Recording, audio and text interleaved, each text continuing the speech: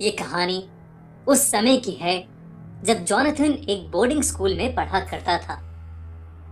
वो करीब 13 साल का था जब उसके साथ ये किस्सा घटा। एक दिन जब वो बाकी बच्चों के साथ क्लास में बैठकर पढ़ रहा था, तभी अचानक से एक जूनियर टीचर भागते हुए उनके क्लासरूम में आई और प्रोफेसर के कान में कुछ कहकर वहां से चली गई। प्रोफेसर ने अपना सेशन उस दिन के लिए वहीं खत्म कर दिया और सभी बच्चों को बताया कि स्कूल के पास वाली बिल्डिंग में कुछ ऐसा हुआ है जिसकी वजह से पूरे स्कूल का लॉकडाउन कर दिया गया है और किसी भी स्टूडेंट को अपने हॉस्टल या स्कूल प्रेमिसेस से बाहर निकलना अलाउड नहीं है। असल में स्कूल के पास वाली बिल्डिंग में एक पागल सीरियल किलर ने कुछ लोगों का मर्डर कर दिया था और वो स्कूल के आसपास ही घूम रहा था। इसलिए जब तक पुलिस उस सीरियल किलर को नहीं ढूंढ लेती, तब तक पुलिस ने स्कूल को बंद करवा दिया था। उस सीरियल किलर ने जिन भी लोगों को मारा था, उनका दाहिना हाथ उनकी बॉडी से गायब था। ये सारी बातें स्कूल के गार्ड ने एक सीनियर को बताई, जिसने पूरे स्कूल में इस बात का ढिंढोरा पीट दिया। ये बात जानकर स्कूल के सभी बच्चे बेहद डरे हुए थे। इन सब के बीच जॉनथन के साथ एक और अजीबोगरीब चीज हो रही थी।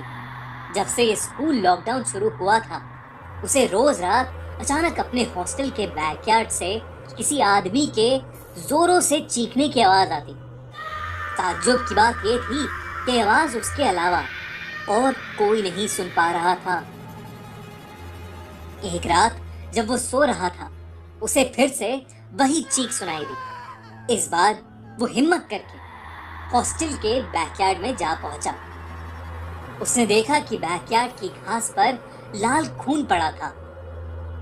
उसने उस खून को फॉलो किया तो उसे दिखा कि पीछे गार्ड के क्वार्टर के पास एक बड़ी सी बोरी पड़ी है, जिसमें से खून की बूंदें टपक रही हैं। ये देखकर जॉनथन अपने हॉस्टल वार्डन को ये सब बताने के लिए उसके रूम की तरफ जाने लगा, लेकिन तभी उसे ऐसा लगा जैसे उस बोरी में से कोई आवाज आई। वो पीछे मुड़ा और जो नजारा उसने देखा, उसे देख के वो सुन्न पड़ गया।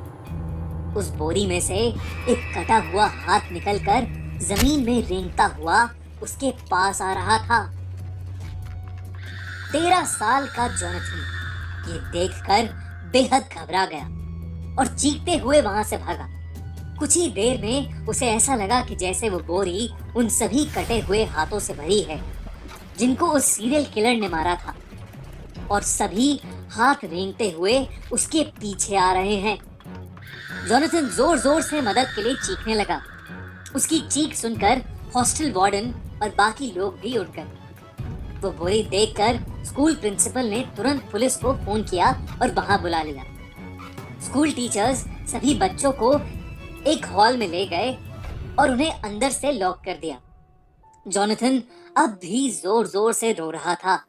कुछ ही देर में पुलिस वहां पहुंच गई और उन्होंने उस सीरियल किलर को ढूंढ निकाला, जो स्कूल में ही एक क्लासरूम में छुपा हुआ था। जॉनथन ने उस रात जो महसूस किया, वो सच था या नहीं, ये तो नहीं कह सकते, लेकिन वो बोरी सच में उन्हीं सब लोगों के कटे हुए हाथों से भरी थी जिन्हें उस सीरियल किलर ने मारा था।